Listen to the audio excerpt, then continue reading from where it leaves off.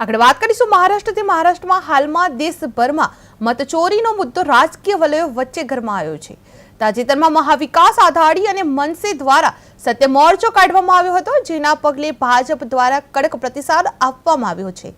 હવે આ મુદ્દે કોંગ્રેસના રાજ્ય પ્રમુખ હર્ષવર્ધન સંકલ્પ મેદાને ઉતરી આવ્યા છે। સબકલયે ચૂંટણી પંચ અને સરકાર બંને પર ગંભીર આક્ષેપો કરતા કહ્યું હતું કે લોકશાહી પર હુમલો થઈ રહ્યો છે।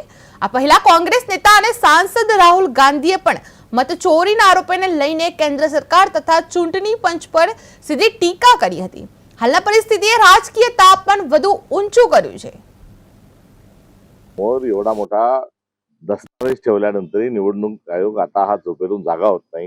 याचा अर्थ स्पष्ट आहे की झोपी गेलेल्या माणसाला जागा करणं सोपं आहे, झोपेतच सोंग घेत असणाऱ्या माणसाला जागा करणं अवघड आहे।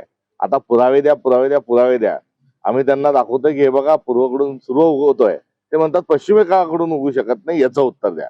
निवडणूक आयोग हा दबावात काम करत आहे। तांत्रिक घोटाळा मतदार यादीमध्ये फार मोठ्या प्रमाणावर केलेला आहे।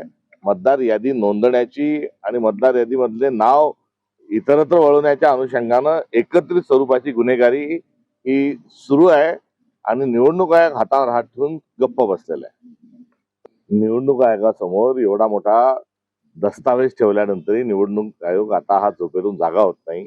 याचा अर्थ